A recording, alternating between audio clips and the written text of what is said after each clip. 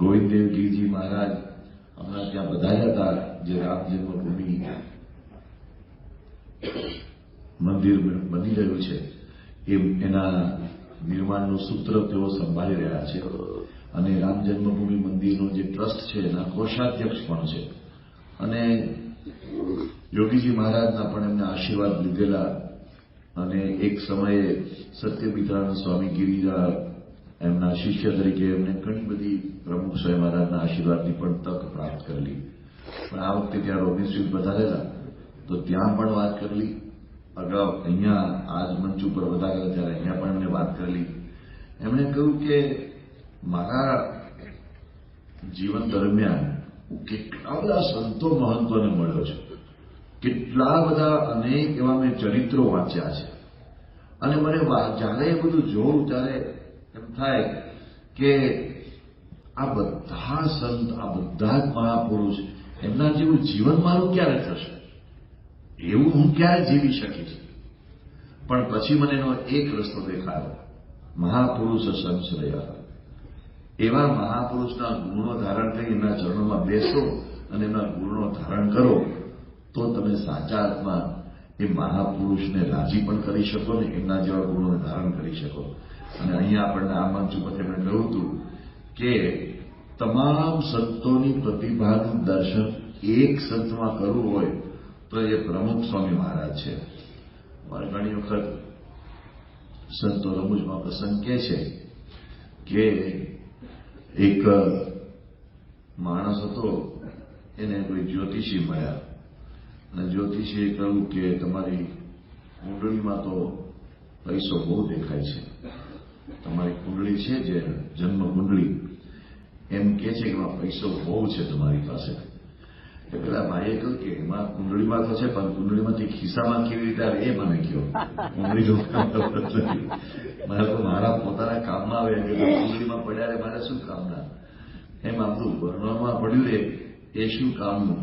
તો આ પ્રમુખ સ્વામી મહારાજ પાસેથી આપણે જે શીખવાનું છે એનો રસ્તો શ્રીજી મહારાજે આપણને બતાવ્યો છે. કેટલો સરળ રસ્તો મહારાજે બતાવ્યો છે.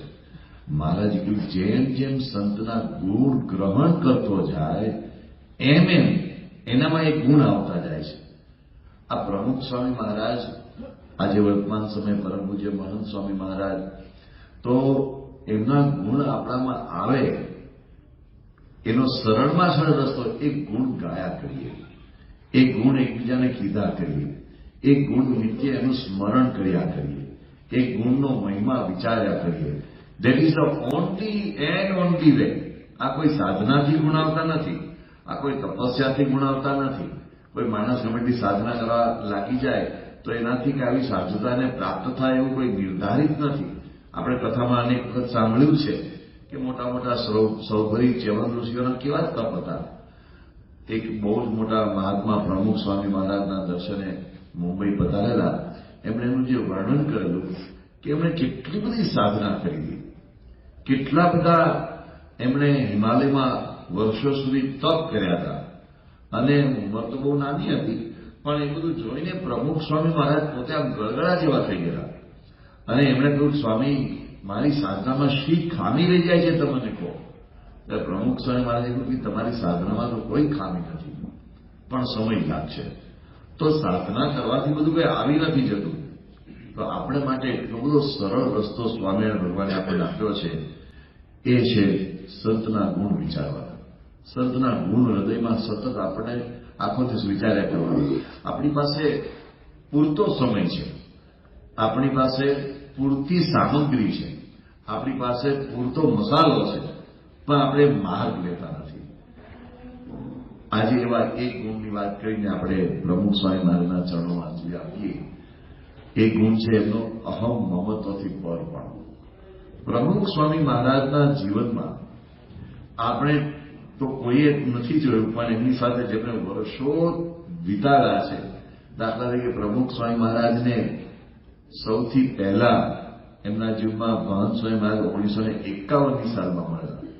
1951થી માંડીને 2016 સુધી એમને પ્રમુખ સ્વામી મહારાજનો નિકટનો સંપર્ક કર્યો.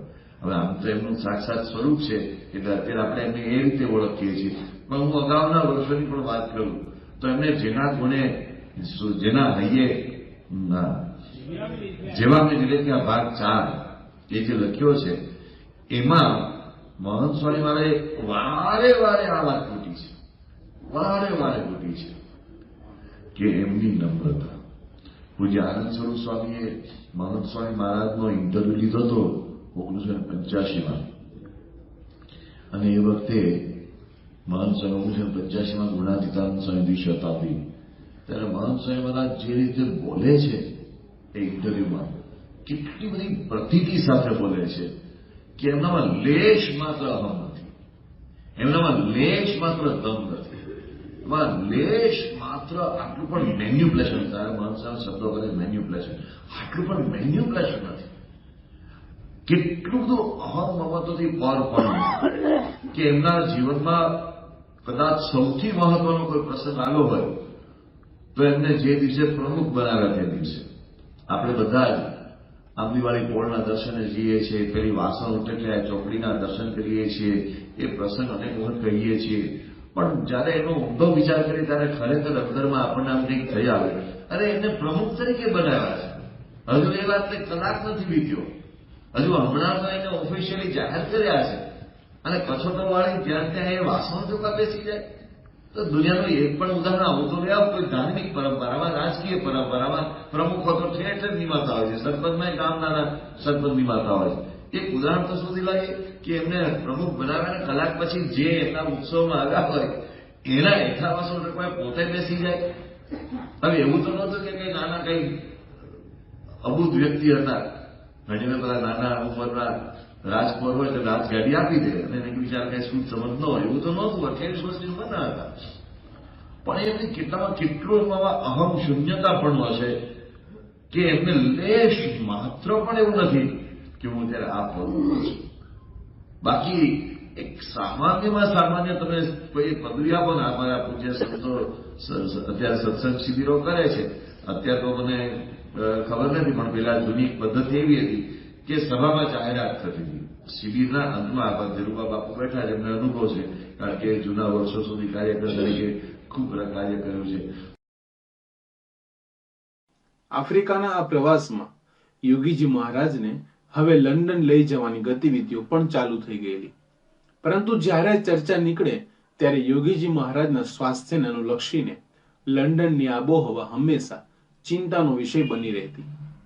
યોગીજી મહારાજ પણ તે જ વાત કરતા, પણ ઋતુ સારી ન હોય તો? ત્યારે ભક્તો કહેતા, બાપા એ તો બધું આપના હાથમાં છે. પણ યોગીજી મહારાજ અવારનવાર કંઈક ને કંઈક શંકા નાખ્યા કરતા, તેથી કાર્યક્રમ ઘડતો નહોતો. એકવાર સ્વામીશ્રીએ પણ આ સંદર્ભમાં હસતા હસતા કહ્યું, મનમાં નક્કી કર્યું હોય તો જવું જ જોઈએ, પણ આપણું મન તો ફરતું રહે છે, અમન થવું ન જોઈએ ને. યોગીજી મહારાજે પણ ધીરે રહીને વિનોદ કર્યો. યોગીજી મહારાજ અને સ્વામીશ્રી વચ્ચે કવચિત થતા આવા વિનોદી વાર્તાલાપને સૌ માણી રહ્યા. તારીખ 3-4 ના રોજ સ્વામીશ્રી, મહંત સ્વામી, નારાયણ ભગત વગેરે 9 સંતો મવાનઝાથી 150 માઇલ દૂર આવેલા મુસોમા ગામે પધાર્યા. અહીં રાત્રે 1 વાગ્યા સુધી સત્સંગ સભા ચાલેલી. બીજે દિવસે હરિભક્તોને પધરામણીઓ થઈ અને સાંજે હિન્દુ મંદિરમાં જાહેર સભાનો પણ લાભ સૌને મળેલો. 2 દિવસના કાર્યક્રમમાં લગભગ 500 જેટલા મુમુક્ષો લાભ લઈ ધન્ય થયેલા. તારીખ 8 એપ્રિલના રોજ સ્વામીશ્રી યોગીજી મહારાજની સાથે મવાનઝાથી દારે સલામ આવી પહોંચેલા. અહીં એરપોર્ટ પર સ્વાગત બાદ લગભગ 200 જેટલી મોટરમાં શોભાયાત્રાનું સ્વરૂપે સૌ દરિયા કિનારે આવેલા આઈ.કે. પટેલના વિશાળ આવાસમાં આવી પહોંચ્યા. અત્રે સંત મંડળ જેટલા દિવસ રોકાયું તેટલા દિવસ સૌ ભક્તોએ ચાતક વરસાદને ઝીલે એ રીતે સત્સંગનો લાભ સારો લીધો હતો. સૌની મુમુક્ષુતા પર મોહર છાપ મારતા સ્વામીશ્રીએ 10 એપ્રિલની રોજનીશીમાં લખે છે, સમાસ ખૂબ થયો, જનતાએ લાભ પણ સારો લીધો, દિવસો થોડા પડ્યા તેમ કહેતા, ખરેખર જનતાનો ભાવ જોઈ રોકાવા જેવું હતું. આમ દારે સલામમાં મંડળે રાજીપાની કમાણી કરી લીધી. અહીંથી તારીખ 11 એપ્રિલના રોજ મોમ્બાસા જતા વચ્ચે ઝાંઝીબાર એરપોર્ટ પર પણ અલ્પ રોકાણ કરીને મુમુક્ષોને લાભ આપેલો. મોમ્બાસામાં તો સત્સંગ સાગર ઉછાળા મારી રહેલો. સીટી પટેલની આગેવાની હેઠળ સ્વાગતથી માંડીને ઉત્સવ સમયના આયોજનો ભવ્યતાથી સંપન્ન થતા હતા. રોજ હિન્દુ યુનિયનના ઉપક્રમે શિવ મંદિરમાં સત્સંગ થતો. તેમાં સ્વામીશ્રી પોતાના સુરીલા કંઠે હરિલીલામૃતના આધારે શ્રીજી મહારાજના ચરિત્રોનું રસપાન કરાવતા.